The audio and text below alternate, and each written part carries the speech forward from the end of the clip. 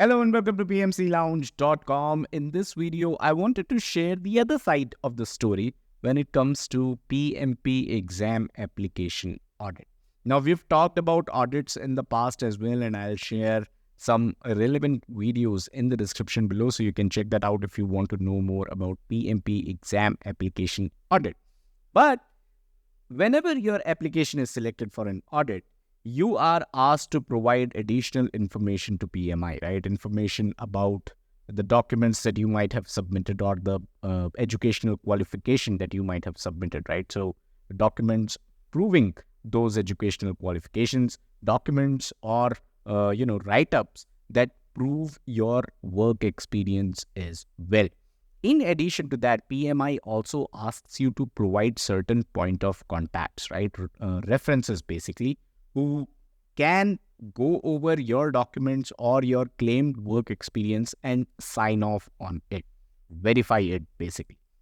And I was recently selected as a point of contact for one of my ex-colleagues who was preparing for the PMP exam, filled up the application form, and then his application form was selected for an audit.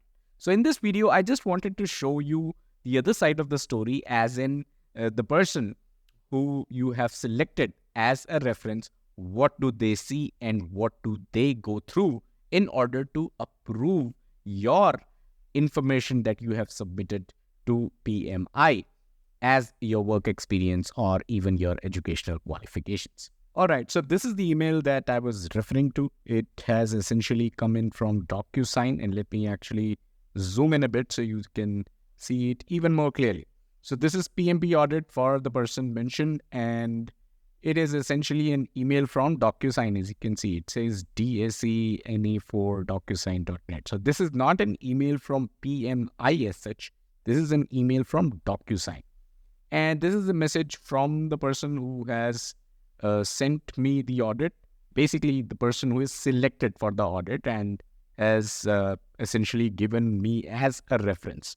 So I'm sending you this note as a reference as we work together and all that. Now, what does the email say? The email says, PMP application for this person has been selected for audit. You have been chosen as a reference to verify the accuracy of candidate work experience. Click on the link above to review and respond to this audit. It says, do not share this email because it is secure. There is an alternate signing method. They've given about DocuSign. And this is essentially, the footer stuff that we shouldn't really be bothered with. But what I can do is essentially I can go to review document, and that's where I can review what is there in that document, and then I can sign off. Now, since this is confidential, I don't want to show this document as such, but you get an idea of what happens, what the person who you have added as a reference is going to get. If you are someone whose PMP application has been selected for audit, you will also have a status. You can also see whether the person that you've given in as a reference, have they signed the document or not. So you will be able to see that status as well. And then when I signed off the document, it showed me this completed PMP audit, and it says your document has been completed. I can see the completed document, certification audit. They've mentioned an email address here. All parties have completed the audit, and it just mentioned that I have essentially completed the audit here.